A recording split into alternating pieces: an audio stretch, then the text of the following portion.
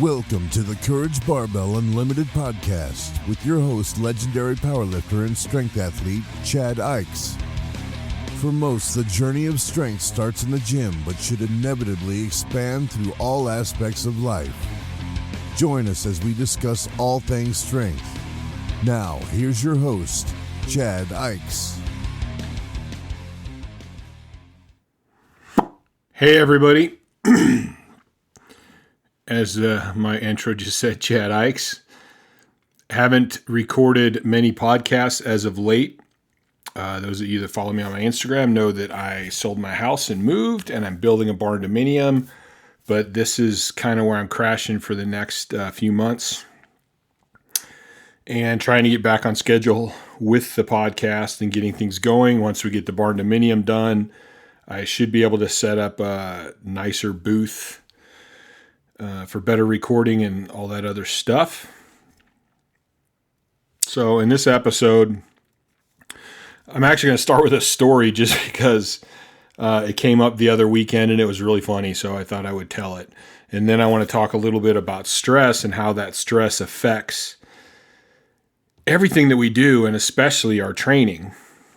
During the move and everything, I've been gradually dropping my weight back down, and I was going to stay around like 300 to 305 for a few months. And during the move and with all my training, somehow, before I knew it, I was down to like 290. And I went, okay, well, let's try to hold here for a while. So I started eating a little more and went to the Texas Roadhouse with Ethan, Carla, and Bailey, who are basically family for me because they traveled everywhere when I was competing. And man, the rolls with the butter, I ate a whole bunch of those and stuffed myself. And well, I'm still in the 290s.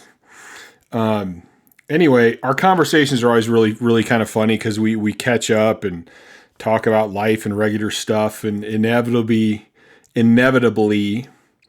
a story will come up about lifting, because that was such a big part of my life and their lives with me.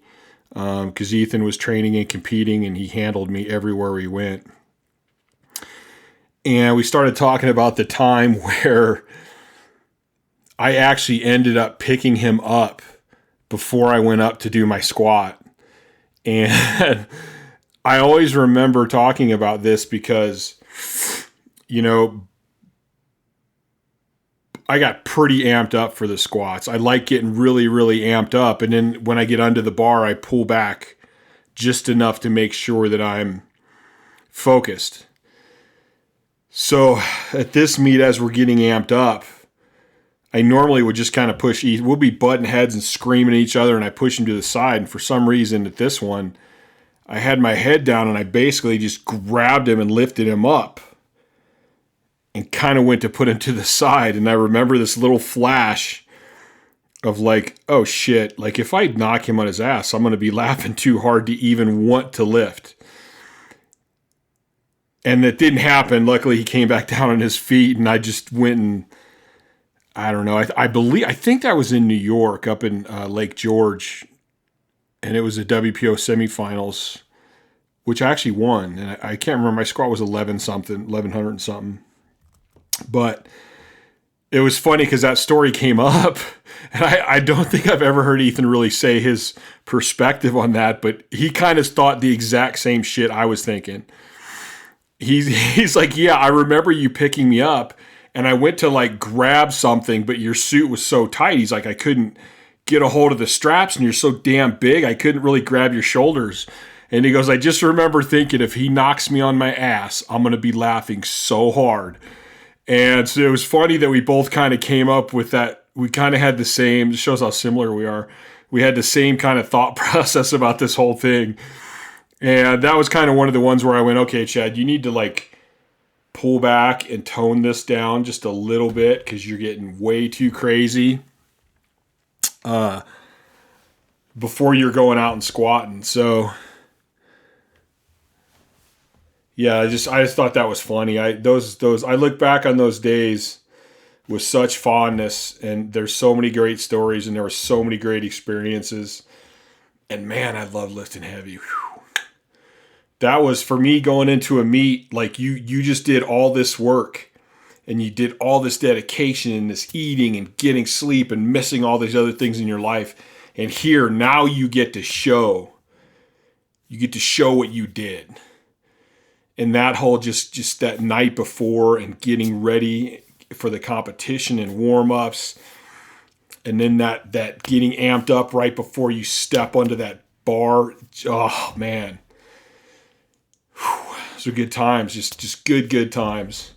But I thought I look back at that story and laugh, because I do remember picking him up, and he was, man, 293, 300 pounds at that point, and I just picked him up. It was like nothing. Which is funny too, to look back and some of the goofy things I did during that time, because I was just so fucking strong.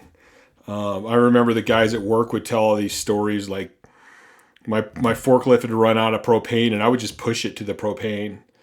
And the guys were like, dude, those are like 14,000 pounds. And I'm like, yeah, so. And then we had these big batteries for our pickers. We had a cart. You'd put the battery on the cart, and then you'd roll the cart to put that battery off, get a fresh one, and put it back in. Well, the cart had a big, probably I don't know, like a 2 or 3 inch diameter bar across the back of it, and I could wheel that battery. And those batteries were 12 or 1,400 pounds, I think. I could take that battery all the way to the farthest end away from the front wheels and chain it up.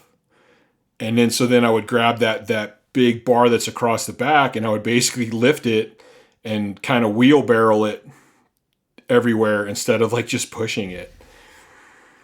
That and throwing kegs around, which a standard beer keg isn't all that heavy. I think it was 160 pounds, 170 pounds.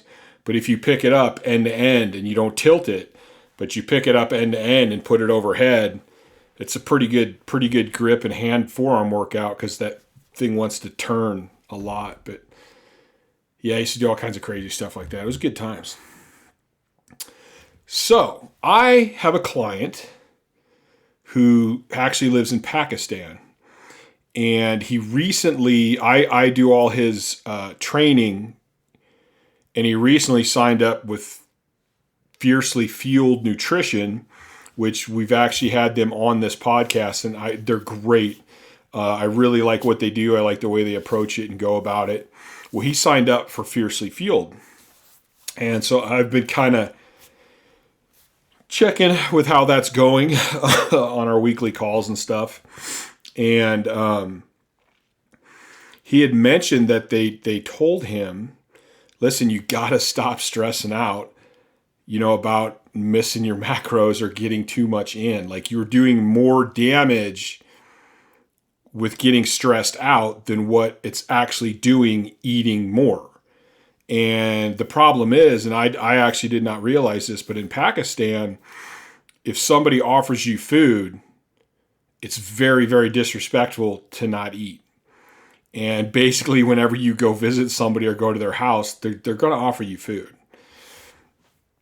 So he would be like, "Oh God, I got too much," and it was funny because the lady at Fiercely Fueled was like, "Dude, it's okay. Like, think more in terms of the week and what you're doing, and it's not the end of the world."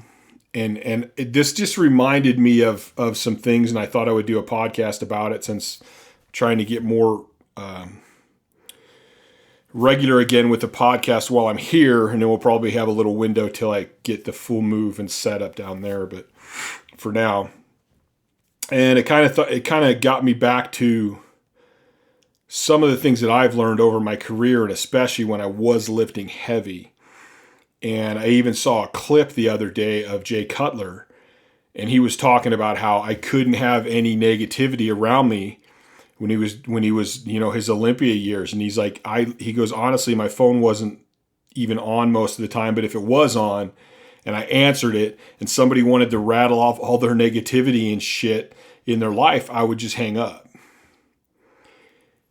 And then that sent me down to memory lane to watching Pumping Iron. And even, I think the first time I watched Pumping Iron when I was a kid, that scene where Arnold talks about not having any stress in his life and like keeping everything positive, like some of it somehow sunk in more than I thought. But in that scene, he's talking about his dad passed away, and his mom called and said, "Are you going to the funeral? Are you coming back doing this?" And he's like, "Listen, I'm in training for the Olympia, and I'm kind of cutting this short, but he's passed away. Whether I'm there or not is not going to make a difference. I need to stick to this training." And he was like, "Yeah, if somebody steals my car, no, I can't get upset about it. I can't worry about it. Yeah, I'm going to call my insurance company, and I'm going to get that taken care of, but then that's it." And thinking back to my heaviest competition years where I was completely and utterly, man, powerlifting was it. It was the top. Everything else was second to powerlifting. Life was actually pretty easy because I remember every time I'd get upset or get stressed out, I'd be like, what is this doing to my training? Like, I have all this energy into my training. I have all this energy into eating as many calories as I am, which sucked, and I hated eating that much. Like, if I let stress take away from that, why did I put all that hard work in? And I even remember when I kind of stopped competing at the highest level and made that decision to work on my mental health, people would ask me like, "Oh man, isn't life so much easier now?" And I would think to myself, no, it's actually not. It's actually harder. Like, when I was competing, I had this one goal that overrode everything. And no matter what it was, it's like, hey, I'm going to be short on this bill, or I got to make some more money to get to this meet. It was like, okay, but you can't stress out about it.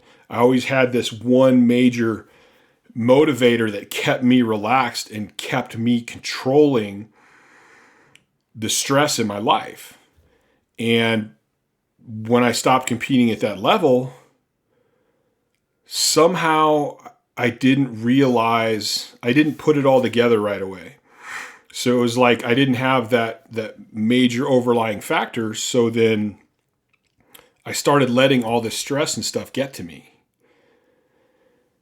And it took me a while to go, wait a minute, just because you're competing doesn't mean you should just let the stress and everything go. And I think part of that kind of came through when I got a divorce and I started researching communication and kind of started to put everything together. Like, wait a minute, this isn't just for a sport, or if you have one motivation in your life, like, why do you want to be stressed? Why do you want to let this stuff impact you and let that negative energy in your life? Because stress, whether physical or mental, it affects the body the same way, and it's going to do all kinds of damage.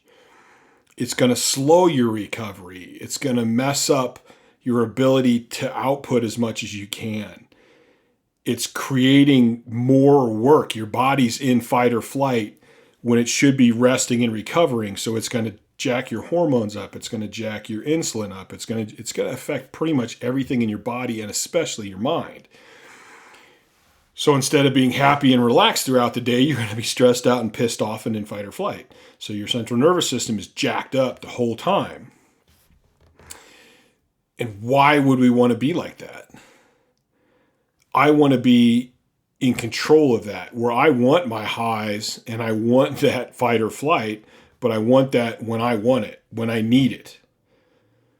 And nowadays in our lives, we really don't need that. Our lives are pretty goddamn simple, especially here in America.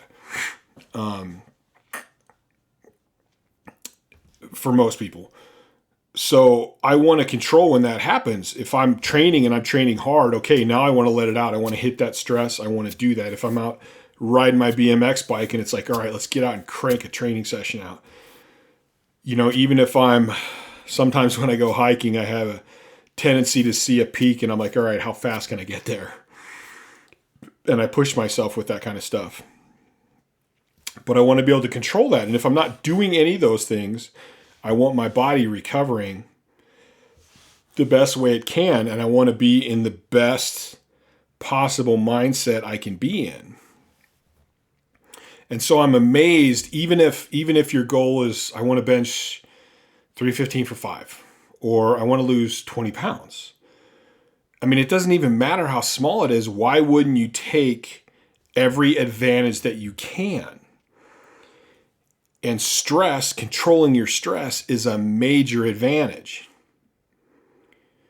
Not to mention, why do you want to live the victimhood life? Like, live the heroic life. Life doesn't happen to me. Life happens for me. I always have a choice to perceive what's going on the way I want to. I want to perceive it in a positive light. But that's going to come back, and that's always going to make you better at reaching your goal. It's going to make you better at decision making. It's going to make you a better parent, and it's going to make you better in a relationship. It's going to make you a better friend. It's going to help you live longer, healthier. People that are highly stressed aren't the best agers. They have lots of problems as they get older. So, I mean, I'm just like, this is not going into the depth of the actual science behind all of this. You can research that yourself if you want. But I'm covering this from the very simple standpoint that stress is this crazy thing that just impacts our whole body. Like, everything about our body is impacted by stress. And if you learn to control that, and you learn to take charge of your life and take charge of who you are, you can control that stress. And it's going to make everything easier. If you're going to the gym and killing yourself, if you're getting to bed early, if you're eating healthy most of the time, if you're, skipping the parties on the weekends because your training goal is more important, why would you do all of these other things and not control your stress? And controlling your stress, one of the things I think is really funny, and I watched a video about sleep the other day, and where they were talking about, if you're sleep deprived, your decision making is not very good. So if you're sleep deprived, you're not thinking with a clear head. You're not making the best decisions. It's the same thing if you're highly stressed. You're not making the best decisions. If you're pissed off, irritated, stressed out, and something comes up and you're just like, oh, just do this or just do that. Like, and there was a story one time. One of my buddies was working on they were putting in this pipe to bring water from like Honey Lake to Reno or whatever the hell it was. And he was telling me the story that like he's just stressed, trying to get done really fast. And for some reason he can't get this one nut started. And like he's just getting madder and madder and madder. And finally his superintendent or whoever was like, dude, go take your break, man. And he went and took his break, ate some food, had a drink, calmed down. And as soon as he came back, he's like, it bolted right up. And he's like, literally nothing physical changed over that time except his stress level. He was stressed out, and so things weren't working as smoothly and as easily as they could. When he came back and he was relaxed, all of a sudden, probably his hand-eye coordination was smoother. His thought process, he just went, slow down, man. Let's just get it started. Okay, bam, there it is. Like, that's a perfect example of like just being highly stressed and not making the best decisions. You can't see all the opportunities or all the choices if you're stressed out. And when it comes to nutrition, the same thing. If you're calm and relaxed, you're going to make better choices on your nutrition because you're going to be able to see the picture. You'd be like, hey, oh, those donuts look good. But you know what? That's getting me further from my goal. I'm going to eat the donut. It's going to make me happy for like 10 seconds while I'm chewing it, and then it's gone. So let's just go eat my meat and rice or whatever I have, because I enjoy that too, and I'm going to be happier afterwards that I stuck to that. And you're going to make a solid, good choice. If you come into the gym and you're stressed out and you're pissed off and you had a bad day you're going to try to go in there and probably without even thinking about it, you're going to try to get that whole biggest endorphin rush that you can. You're probably going to go in there and make bad decisions, push yourself farther than you should, make bigger jumps than maybe you should, and you're just going to try to work out all this aggression. And at times that can be great because a lot of people don't train hard enough. So that could be good. But if you go in there with a clear mind, you're going to do much better at picking what you need to do, pushing to the proper level, which might be to go very, very hard. But now you're going to do it with a much clearer head. You're probably going to do it with a lot better technique. You're going to have more thought process, and you're probably going to push yourself further. The other way, you're just crashing and burning and you're working your muscles great, but you're not working your technique. You're not working your CNS. And you're putting yourself at risk of an injury. And these are all things that I've experienced throughout my career. I lifted emotionally for a long, long time, and I didn't get good until I decided to lift with my mind and be more intelligent about it. So this is just something to think about. Think about your life and think about how you live it. And am I letting myself get stressed out all the time? And why? Why? Somebody has a quote and I can't remember it, and it's something about all the situations I was stressed about, the stress never changed the outcome at all.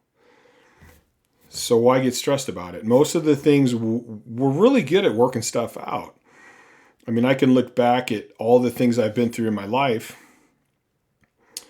I go, wow, I always found a way.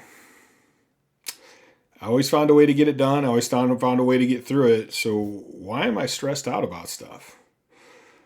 I'll figure it out. I'll figure out a way to get through it. So just kind of start, and this is not the kind of thing that you're going to change overnight either. It's the kind of thing that you got to kind of work on a little bit at a time, but it starts with asking yourself questions.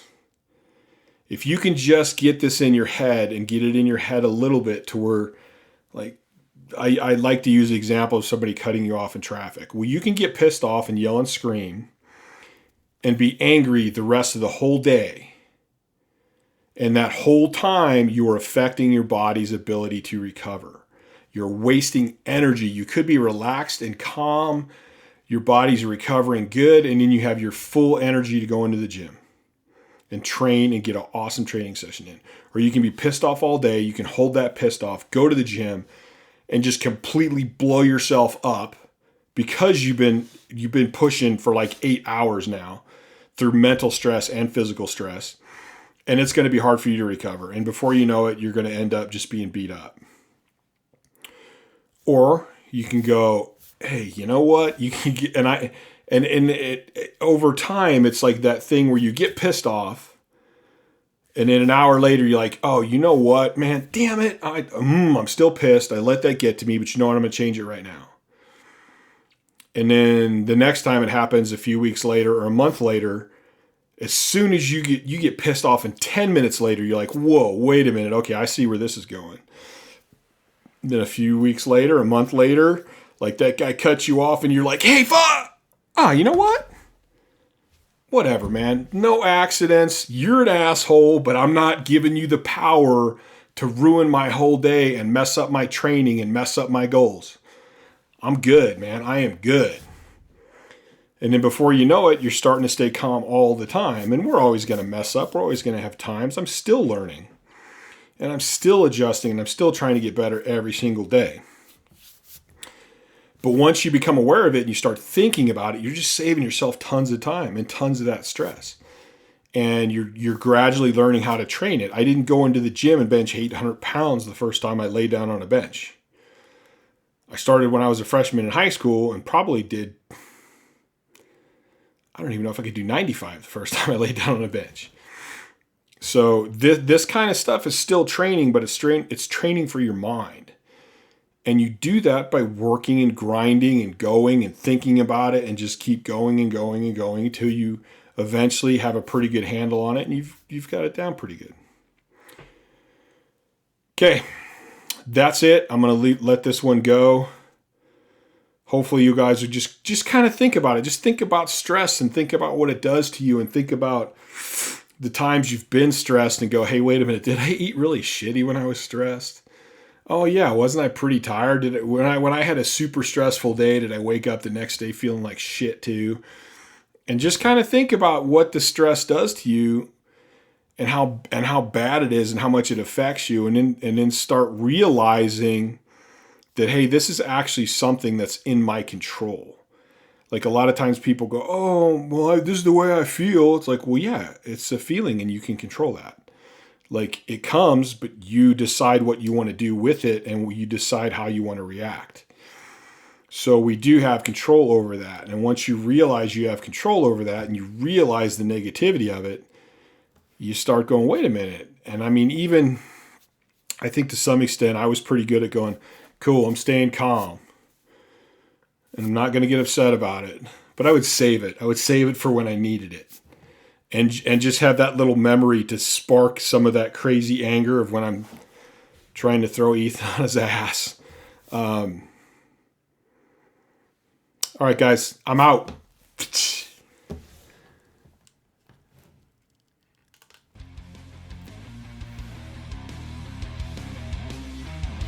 Thanks for listening to the Courage Barbell Unlimited podcast. For more information, please visit CourageBarbell.com. Until next time.